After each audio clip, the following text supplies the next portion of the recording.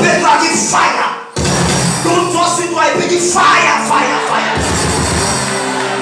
Est-ce qu'on peut le prendre? Tiens pas ton pied, tompez-toi, fire. Ton pied cause fire. Et tourne-toi sur toi, dit fire. Fire, dit fire. Les ennemis de ta vie sont en train de tomber. Je suis en train de comprendre pour toi. Tu m'as dit fire.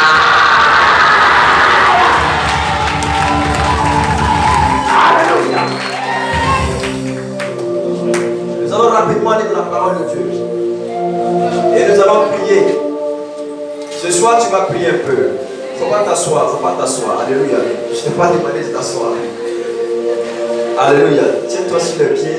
Nous prenons Exode chapitre 14, du verset 1 au verset 14. C'est un peu long, mais on va le lire quand même. Alléluia. Exode chapitre 14, du verset 1 au verset 14.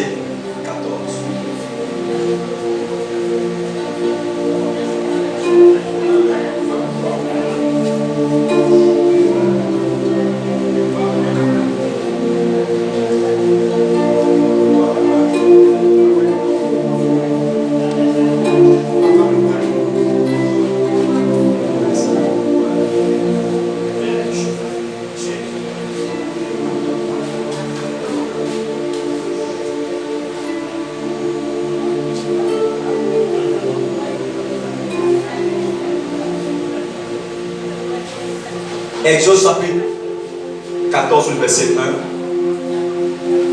1. Est-ce que nous y sommes? Tout le monde est là? Tiens-toi sur le pied, s'il te plaît. La parole de Dieu fait office d'autorité. Exode chapitre 14, le verset 1. L'Éternel parla à Moïse et dit: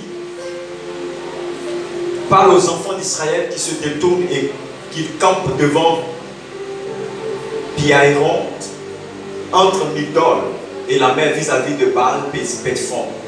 C'est en face de ces lieux que vous camperez près de la mer. Pharaon dira des enfants d'Israël: ils sont égarés dans le pays, le désert les enferme. J'endurcirai le cœur de Pharaon et il les poursuivra. Mais Pharaon, toute son armée serviront à faire éclater ma gloire. Alléluia. Amen. Dieu se servira de tes ennemis pour faire éclater sa gloire dans ta vie. Les situations qui t'arrivent, Dieu va s'en servir pour éclater sa gloire dans ta vie. La maladie dont tu souffres, Dieu s'en servira pour éclater sa gloire dans ta vie. Et les Égyptiens sauront que je suis l'Éternel. Et les enfants d'Israël fuient ainsi. Le verset suivant. On annonça au roi d'Égypte que le peuple avait pris la fuite. Alors le cœur de Pharaon et lui et celui de ses serviteurs fut échangé à l'égard du peuple. Il dit: qu'avons-nous fait en laissant aller Israël, dont nous n'aurons plus les services? Et Pharaon attela son char, merci, et prit son peuple avec lui. Et il prit 600 chars d'élite et tous les chars de l'Égypte. Et il y avait surtout des combattants. L'Éternel endurcit le cœur de Pharaon, roi d'Égypte, et Pharaon poursuivit les enfants d'Israël. Les enfants d'Israël étaient sortis la main levée. Les Égyptiens les poursuivirent, et tous les chevaux, les chars de Pharaon, ses cavaliers et son armée, les atteignirent campés près de la mer, vers Pi-Hahiroth, vis-à-vis de Baal-Bethphon. Pharaon approchait les enfants d'Israël, levait les yeux, et voici les Égyptiens étaient en marche derrière eux, et les enfants d'Israël eurent une grande frayeur et crièrent à l'Éternel. Il dit à Moïse: n'y a-t-il pas des sépulcres en Égypte sans qu'il fût besoin de nous mener mourir au désert? Que nous as-tu fait en nous faisant sortir d'Égypte? N'est-ce pas là ce que nous te disions en Égypte? Laisse-nous servir les Égyptiens, car nous aimons mieux servir les Égyptiens que de mourir au désert. Moïse répondit au peuple, ne craignez rien, restez en place, regardez la délivrance que l'Éternel va vous accorder en ce jour, car les Égyptiens que vous voyez aujourd'hui, vous ne les verrez plus jamais. Qui m'a dit Amen? Le dernier verset pour clôturer, l'Éternel combattra pour vous et vous garderez le silence. Père, bénis ta parole au nom de Jésus. Écoute-moi bien, il faut t'asseoir dans la présence du Seigneur. Je suis venu te dire une chose.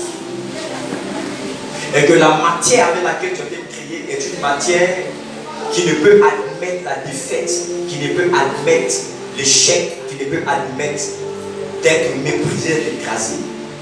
Le Dieu qui a fait le ciel et la terre n'est pas que ton Dieu à toi, mais il est ton Père. Je prêchais dans une église cette semaine, dans une église anglophone, et j'étais en train de parler de la capacité que nous avons, du moins du statut que nous avons en tant qu'enfant de Dieu. Tu n'as pas que l'Éternel comme Dieu, mais l'Éternel est ton Père à toi. Il n'est pas que ton Dieu, mais il est ton Père. Et dans la mesure où il est ton Père, ça veut dire qu'il fera de bonnes choses pour toi. Si les hommes que nous sommes, méchants que nous sommes, pour donner de bonnes choses à nos enfants, l'Éternel, le Dieu qui est notre Père en nous, qu'est-ce que nous pouvons lui demander qu'il n'est pas compris dans notre vie?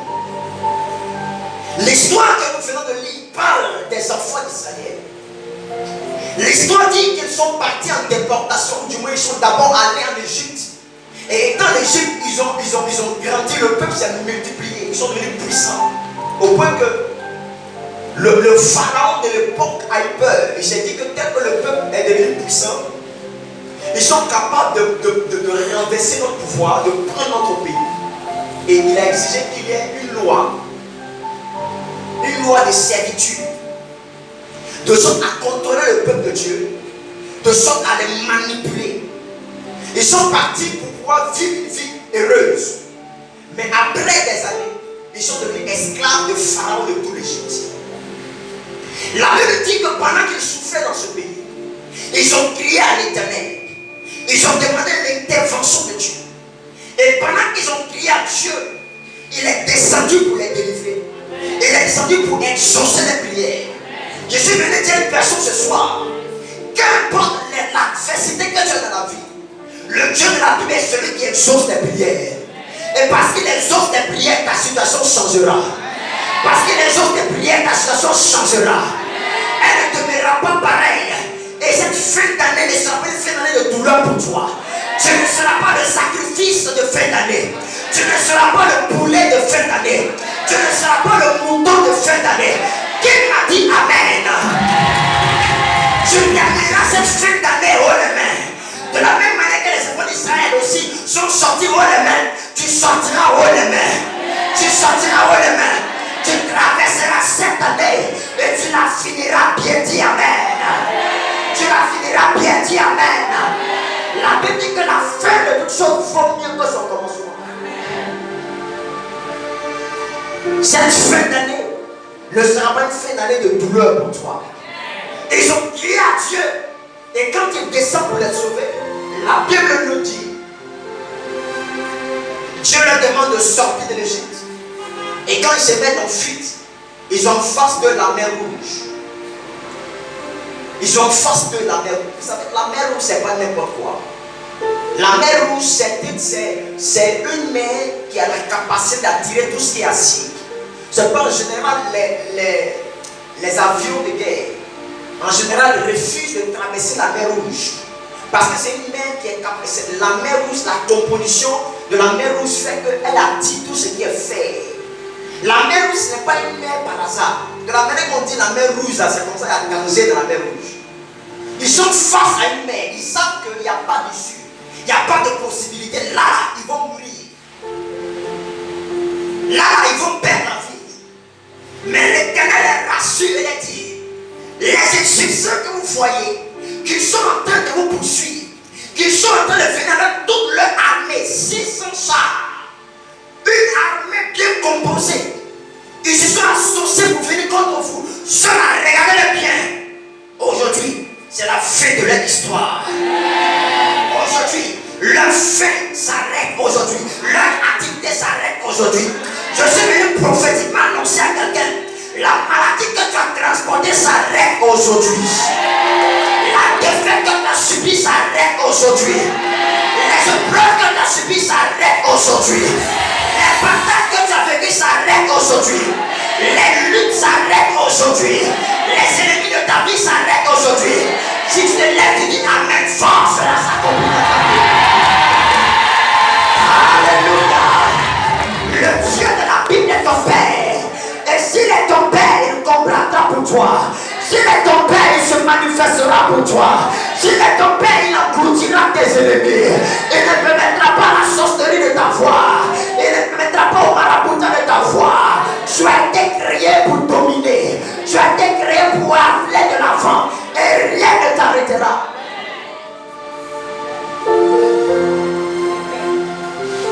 Et là, ce jour, regardez, je vous accorde la délivrance. Vous savez, quand vous lisez la parole de Dieu, ne la lisez pas juste pour la lire. La parole de Dieu a deux dimensions. C'est une épée à deux tranchants. L'autre côté de l'épée, ça blesse de l'autre côté. Et l'autre côté également, ça blesse de l'autre côté. La parole de Dieu a deux dimensions. La dimension extérieure et la dimension intérieure.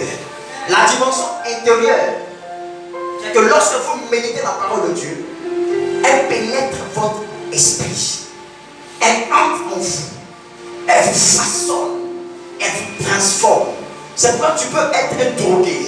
Tu peux avoir une femme avec des mœurs légères. Mais quand la parole de Dieu, tu es en contact avec la parole de Dieu, quand tu la médites, elle entre en toi. Elle te façonne, elle te transforme.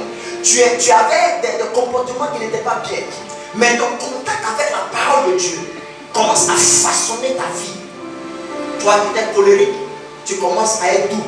Toi qui étais un menteur, tu commences à vivre dans la vérité. C'est la première dimension de la parole. Elle rentre dans ton être intérieur. Nous la lisons avec les yeux. Les yeux sont la porte de notre esprit. C'est pourquoi n'expose pas tes yeux à n'importe quoi. Ne regarde pas n'importe quoi. N'expose pas ta vie à n'importe quoi. Alléluia. Dis à ton voisin, n'expose pas tes yeux à n'importe quoi. Alléluia. Qui m'a dit Amen. La deuxième dimension de la parole, c'est la parole, la capacité que la parole a de pouvoir créer des choses. La dimension extérieure de la parole. Ce que nous proclamons chaque jour. C'est parce que ce soir, nous allons prier sur la base de la parole de Dieu. Parce que quand tu pries sur la base de la parole de Dieu, elle a effet dans ta vie.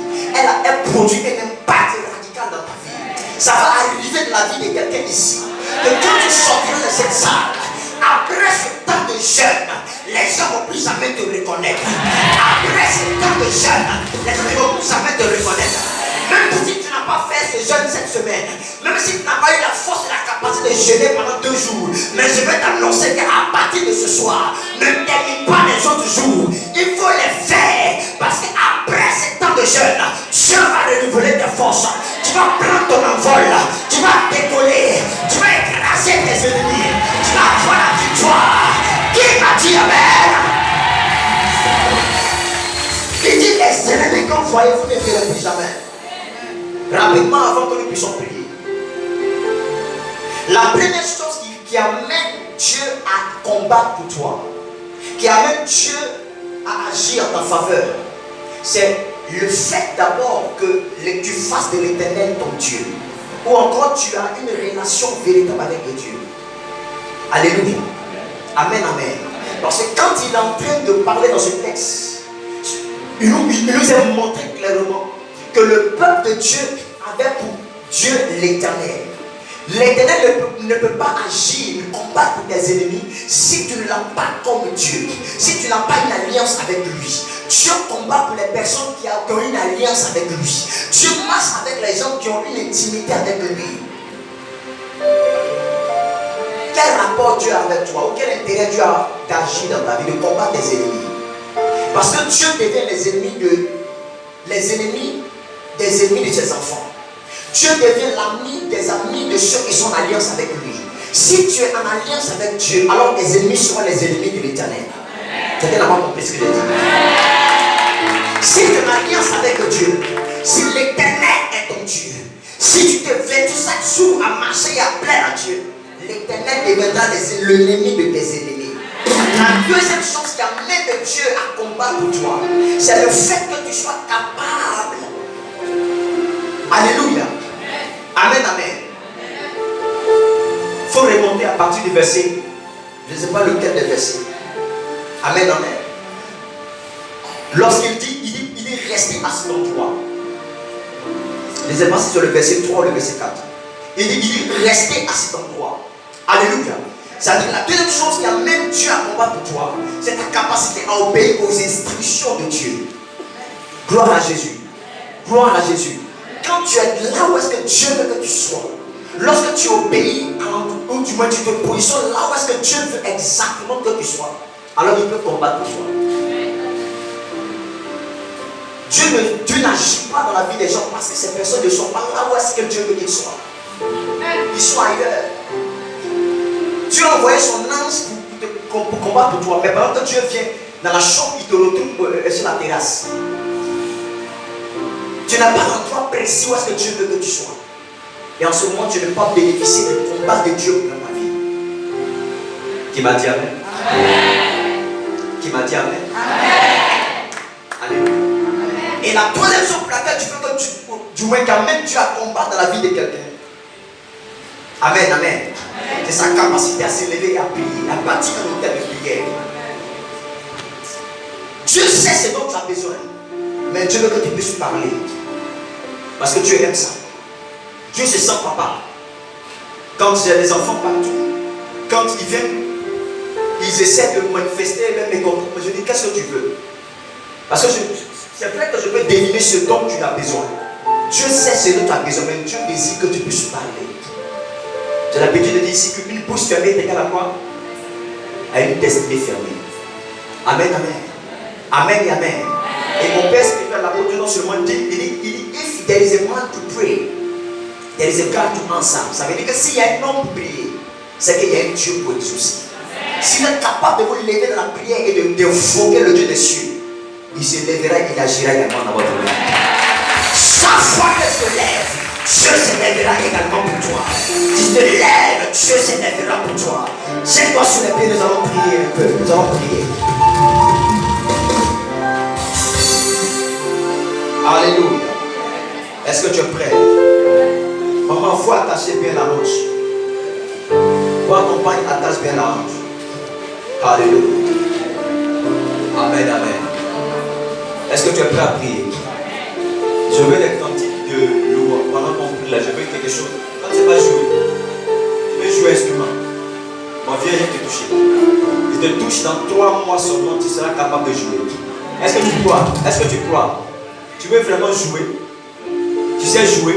Maintenant, il y a quoi? Il y a des soucis. De quoi? Non, descends, descends. Demande pas là. Comment?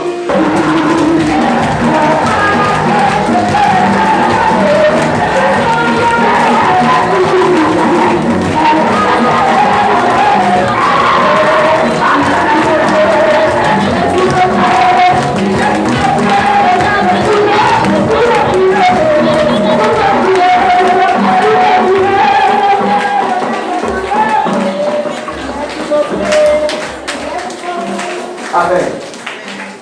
Alors je vais me filer sans part de lui. Est-ce que je peux descendre? Ça veut dire quoi? Ça veut dire qu'il y a une main invisible qui tire son talon. Le talon d'un homme, c'est le symbole de la vitesse. Le talon d'un homme, c'est le symbole de son voyage de la vie. Et la Bible dit dans le Job que le talon était saisi. Ça veut dire que ta vitesse, ta marche, ton voyage de la vie est contrôlé et manipulé. Tu as dit, Seigneur, cette fin d'année, la main invisible qui tire mon talon, qui tire ma vitesse, qui m'empêche de bouger, que cette main soit fracassée ce soir, soit brisée ce soir. Lève ta main, toi, dis mon Père, dans le nom de Jésus, dans le nom de Jésus, toute main satanique qui retenait mon talon, qui retenait mon talon, qui manipulait ma vie. Au nom de Jésus, ce soir, c'est la soirée de la délivrance. Ce soir,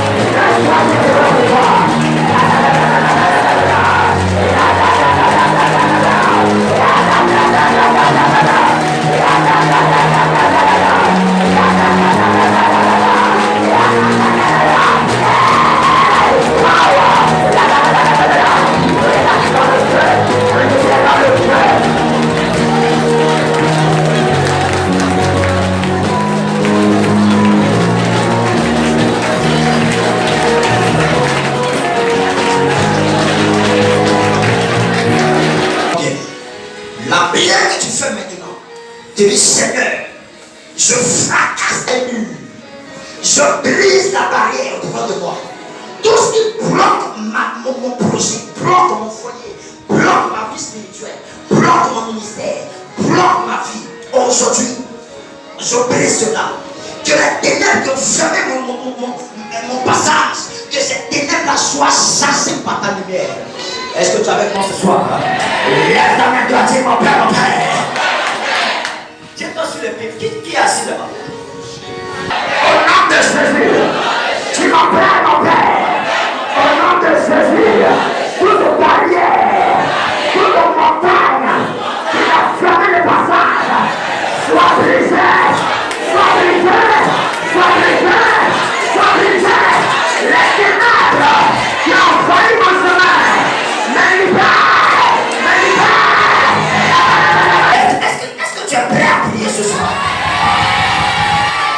Maman, cette prière-là, il ne faut pas jouer avec ça. Il ne faut pas laisser cette affaire-là. Lève ta main droite.